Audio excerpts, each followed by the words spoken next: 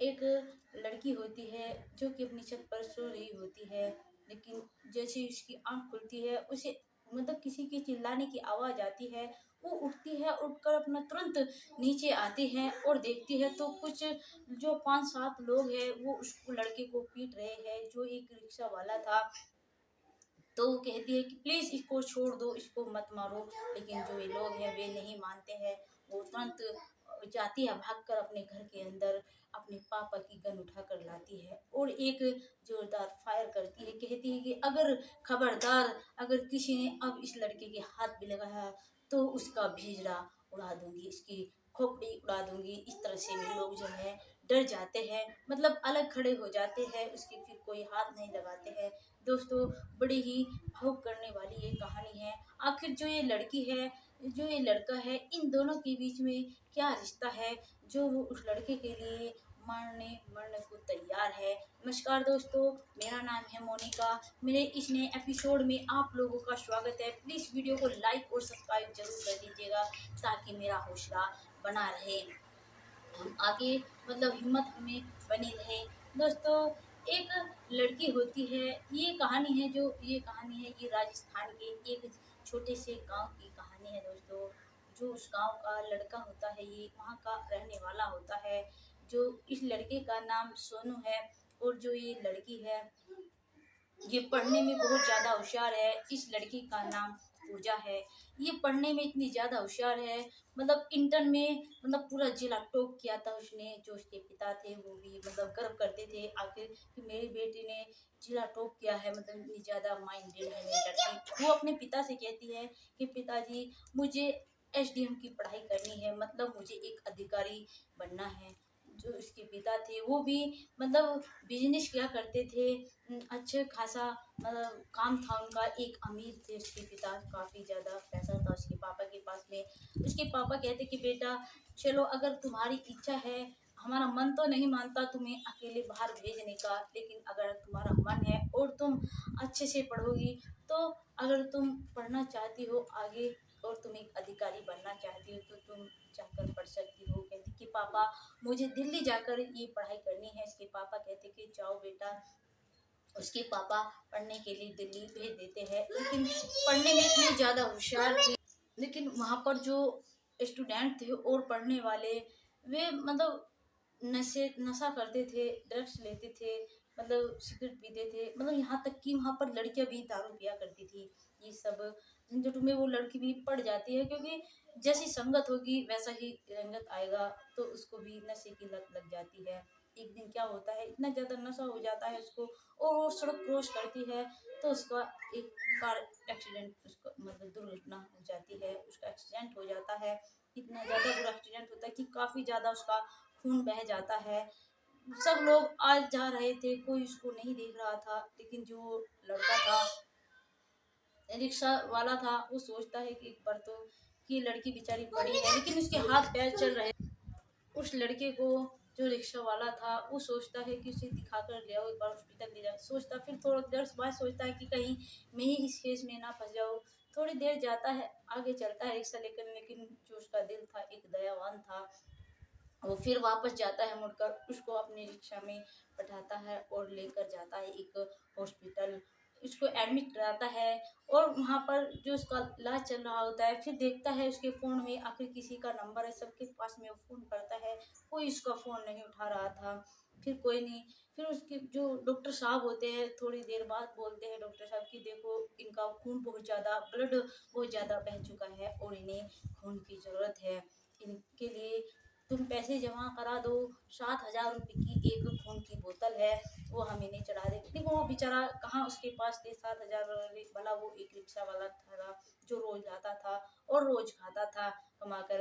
वो कहता है कि देखो मेरे पास तो मतलब इतने पैसे नहीं हैं, लेकिन आप एक बार मेरा ग्रुप चेक कर लीजिए, अगर मेरा खून इनसे मैच होता है तो आप मेरा एक बोतल खून दे दीजिए। तभी वो टेस्ट कराता है और वहाँ पर जो उसका ब्लड ग्रुप था वही उस लड़के का होता है। फिर वो एक ब्लड लैब में जाता है, वहाँ पर अपना एक बोतल खून निकलाता है और उस लड़की को देता है और धीरे-धीरे उसके खून चढ़ने लगता है, उसे होश आना शुरू हो जाती है। फिर वो सुबह के समय जैसे उसे होश तो नहीं आया था पूरी तरीके से, लेकिन वो उसके पिता के पास में फ़ोन करता है तो उसके पिता के तब फ़ोन लग जाता है। वो उसके पिता को सारी बात बता देता है कि ऐसे-ऐसे आपकी बेटी का एक एक्सीडेंट हुआ है रोड पर और इस अस्पताल में एडमिट है।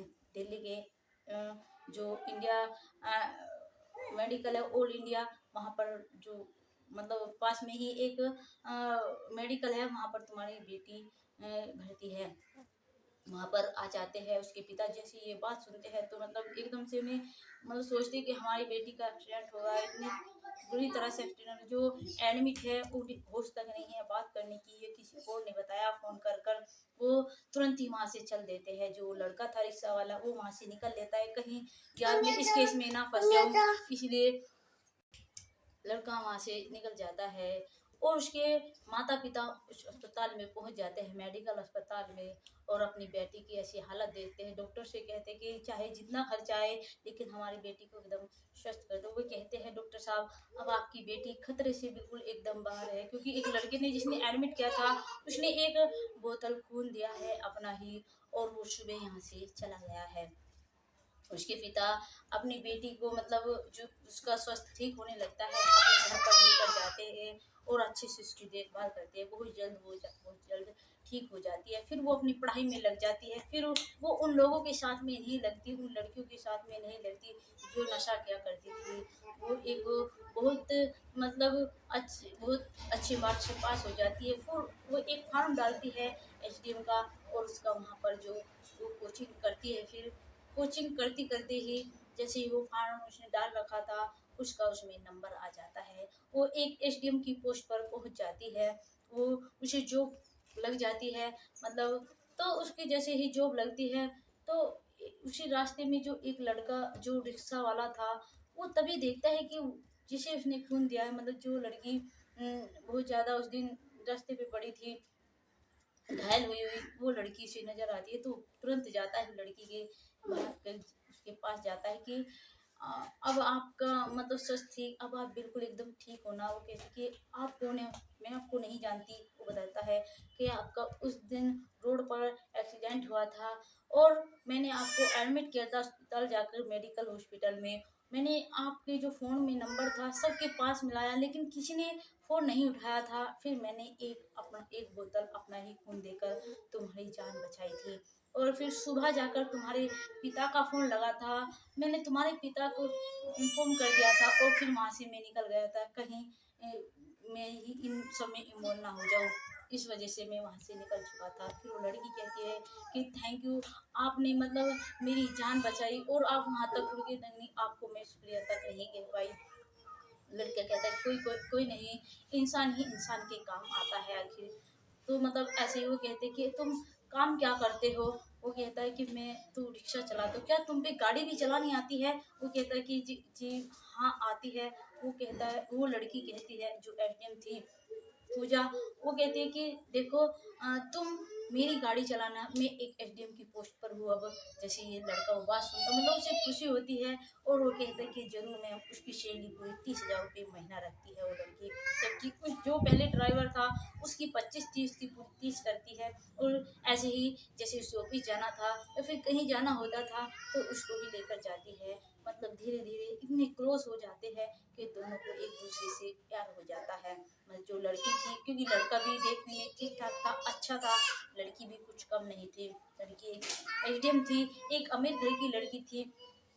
लेकिन जैसे ही लड़की उस लड़के को बोलती है, दोस्तों उस लड़के का नाम सोनू था, उस लड़की का नाम पूजा था। पूजा सोनू को बोलती है कि सोनू मैं तुमसे प्यार करती हूँ और तुमसे शादी करना चाहती हूँ। लेकिन जैसे ही सोनू ये बात सुनकर कहता है कि मैम ये सब कैसे हो सकता है, एक आप एसडीएम हो, क्या आपके माता पिता मानेंगे और मैं एक मामूली सा आपका ड्राइवर हूँ, ये कैसे हो सकता है। वो कहती है कि देखो मैं कुछ नहीं जानती, मैं तुमसे बहुत ज़्यादा प्यार करती हूँ, चलो अगर आप कहते हो मैं एक बार अपने पिता से पूछ लेती हूँ।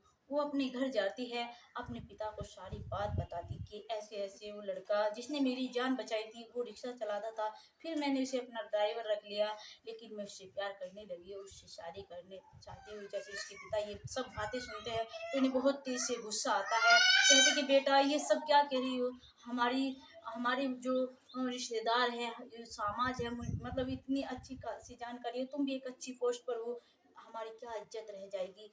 प्लीज़ उसे तुम भूल जाओ। अगर तुम हमें जिंदा देखना चाहती हो तो उस लड़के से शादी करने की जिद कभी मत करना। जिस तरह से ये बात सब बात सुनती है तो तुरंत अपने फ़ोन का सिम निकाल कर तोड़ देती है और फिर उससे ना मिलने का मतलब अब मैं उससे नहीं मिलूँगी, क्योंकि उसके माता-पिता ने ऐसी ही उसके सामने एक जो रिक्वेस्ट थी या फिर यूँ कहो कि अपनी बात रखी। तो थोड़ी समय के लिए तो मतलब बात टल जाती है। फिर जो उसके पिता थे अपनी बेटी के लिए रिश्ता देखने लगते हैं। पूजा के लिए बहुत अच्छे घर से रिश्ता आता है, लड़का भी आईएएस होता है और उन दोनों का रिश्ता हो जाता है। और जैसे ही उस लड़की की शादी थी, जिस दिन उसकी बारात आने वाली थी सुबह के समय, तभी जो लड़की थी सोई हुई थी। जो वो लड़का था वो काफ़ी परेशान हो रहा था कि इसका नहीं तो नंबर मिलता है, मतलब उससे मिलने के लिए जो सोनू था मतलब तड़प रहा था। लेकिन फिर उसे पता लगता है कि मतलब वो वहाँ है और उसकी शादी होने वाली है, तो उससे रुक रहा नहीं जाता, वो वहीं पर आ जाता है। और जो लोग थे वहाँ पर आकर बताता है कि मैं इस एटीएम जो है मैं उसका ड्राइवर हूँ और वो मुझसे प्यार करती है, मैं इससे प्यार करता हूँ। उसके पिता तुरंत वो सब बात समझ जाते हैं और कहते हैं अपनी बेटी को जाकर, वो लड़का तुम्हें पुकार रहा है और अगर तुम हमें जिंदा देखना चाहती हो तो तुम उसे जाकर लड़के को तुरंत मना कर देना कि मैं तुम्हें नहीं जानती। अगर तुमने उसे गलती से भी हाँ कर दिया तो तुम समझ लेना कि हम नहीं रहेंगे। उसकी जो बेटी होती है पूजा, वो नीचे जाती है और नीचे जाने के बाद में वहाँ पर कहती कि मैं तुम्हें नहीं जानती, तुम यहाँ से चले जाओ, और आकर तुरंत अपने छत पर आकर फिर सो जाती है कि शायद वो चला गया होगा लड़का। लेकिन वो लड़का वहीं पर रहता, वो अपनी जिद पर रहता है, कहता है कि देखो मैं उससे आँख से आँख मिलाकर बात करूँगा, ऐसी क्या बात हुई है, वो मुझसे बहुत ज़्यादा प्यार करती है और मैं भी उससे बहुत ज़्यादा प्यार करता हूँ। फिर लोग जो है उसे मारने लगते हैं, पीटने लगते हैं, उसे फिर मतलब और वो चिल्लाता है, उसे चिल्लाने की आवाज़ जाती है। पूजा को तुरंत उठकर कमरे पर से आती है, कहती है कि प्लीज़ इसे छोड़ दो, छोड़ दीजिए, इसकी कोई गलती नहीं है, इसे छोड़ दीजिए। लेकिन जो उसके चाचा ताऊ थे, उसके भाई थे, वे सब नहीं छोड़ते हैं। फिर तुरंत दौड़ कर जाती है अपने कमरे पर और एक गन उठा कर लाती है और फायर करती है। कहती है अगर अब किसी ने भी इसको हाथ लगाने की कोशिश की तो मैं इसका भेजा उड़ा दूंगी। तो सब लोग सीधे हट जाते हैं, कहते हैं कि पिताजी आपने कहा कि इस लड़के से मत मिलना, हमारे समाज में कोई इज्जत नहीं रहेगी, मैं नहीं मिली। आपने कहा अगर आपने इसे हाँ कर दिया, मैं इससे प्यार करती हूँ तो हम मर जाएंगे तुम्हारे मन में और में, तो मैंने इसको छोड़ दिया, मतलब इसे मिलने की ना कभी कोई जिद की। प्लीज पिताजी, और अब ये सब क्या है, मैं इससे बहुत ज़्यादा प्यार करती हूँ। अब मैं यही कहती हूँ क्योंकि मैं इससे शादी करूँगी और इसी मंडप में इस लड़के से शादी करूँगी, नहीं तो मैं भी आज ही पर अपनी जान दे दूँगी दोस्तों, क्योंकि वो एक छोटी सी डिब्बे में जहर लेकर आती है। उसके पिताजी ये सब देखते हैं, कहते कि बेटा तुम ऐसा मत करना, हम तो सिर्फ तुमको मतलब धमकाने के लिए कर रहे थे कि तुम हमसे बहुत ज़्यादा प्यार करती हो, तुम हमारे लिए कुछ भी कर सकती हो, इसलिए, लेकिन तुम अपनी जान मत लेना। अगर तुम इस लड़के से इतना ही प्यार करती हो तो हम तुम्हारी शादी अभी और इसी मंडप में कराएंगे। मतलब जो लड़की थी जहर की शीशी फेंक देती है, जो उसके पिताजी थे अपनी बेटी को गले लगाते कि बेटा ऐसा कभी मत करना। अगर किसी भी माँ बाप के सामने अपनी औलाद की हत्या होती है, उसको मरता हुआ देखते हैं, तो उससे बड़ा इंसान कोई नहीं हो सकता, क्योंकि जीते जी उसके माँ बाप मर जाते हैं। फिर उसके माता पिता जो उसके भाई चाचा था वो सब ले जाकर एक मंडप में उनकी शादी कराते हैं दोनों की, और अच्छे से रहने लगते हैं। जो एसडीएम थी उसने अपना फ्लैट ले रखा था दिल्ली में ही, और वहाँ पर मतलब जब वो विदा होती है तो उसी फ्लैट में उस लड़के को लेकर जाती है, अपने पति सोनू को, और वहाँ पर जाकर अच्छे से जीवन यापन करने लगते हैं। फिर वो अपना ड्राइवर रख लेती है कि दोनों साथ साथ रहेंगे, दोनों साथ साथ जिएंगे। कुछ दिन होते हैं उन्हें वहाँ पर रहते हुए, लेकिन थोड़े ही दिन बाद में उनके एक घर बेटा जन्म लेता है।